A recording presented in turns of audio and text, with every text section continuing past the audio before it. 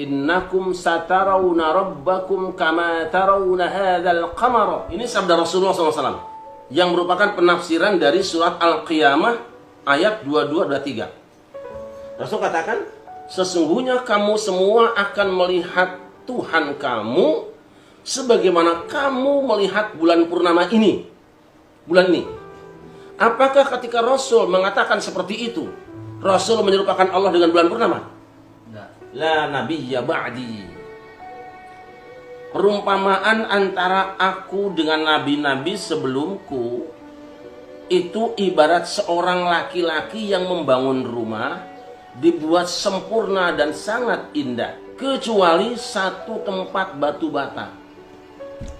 Orang-orang mengitarinya dan berkomentar, alangkah indahnya jika batu bata yang satu ini diletakkan di tempat yang kosong ini.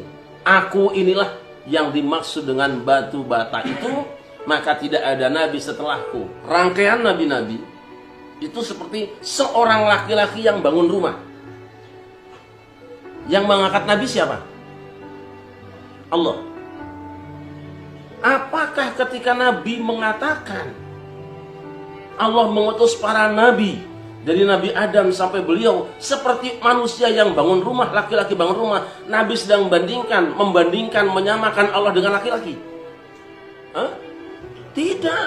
Kembali tadi, ketika Rasul mengatakan bahwa manusia akan melihat Allah di hari kiamat seperti manusia melihat bulan purnama, apakah yang dibicarakan itu Allah Rabb dengan bulan purnamanya, dengan bulannya? Sedang membandingkan Allah dengan bulan? Tidak. Yang diserupakan apanya? Tema pembicaraannya, yaitu ar-ru'yah, penglihatan. Kalau begitu, ketika ada orang berkata, orang Islam terganggu oleh gonggongan anjing, tentu orang-orang kafir juga akan terganggu oleh suara pengeras suara orang yang di luar waktunya. Karena bagi orang kafir yang non-muslim, yang suka piara anjing, mendengar suara anjing lebih senang daripada mendengar Quran, lebih senang daripada mendengar azan. Apakah ketika orang mengatakan, janganlah kita menggunakan pengeras suara terlalu kencang dan rame-rame bareng-bareng, sebab itu akan mengganggu orang yang tidak suka. Kan kita juga sama. Kalau ada suara anjing rame-rame bunyi, kita terganggu. Apakah saat itu orang yang bicara seperti itu sedang menyerupakan azan dengan suara anjing? Yang diserupakan apanya? Hasilnya ketergangguan itu.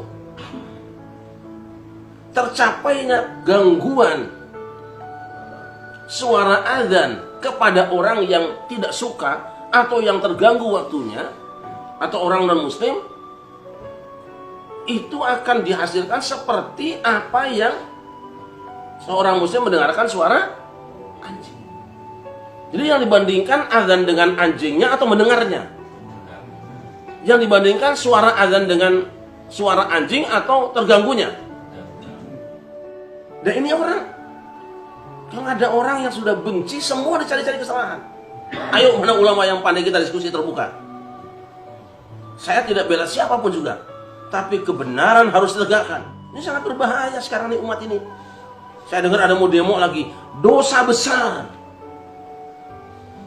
Dan orang yang melakukannya insya Allah akan diazab oleh Allah di dunia ini dengan cara Allah.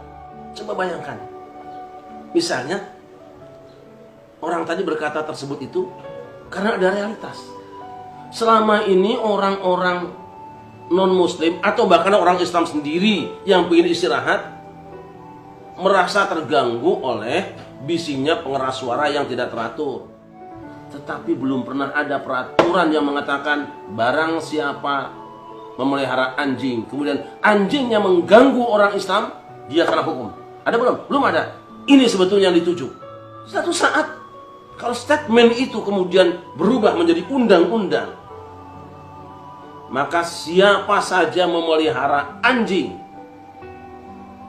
lalu suaranya mengganggu orang Islam bisa lapor polisi dan dia bisa dipidanakan. Ini luar biasa sebetulnya. Tapi otakmu dibalik.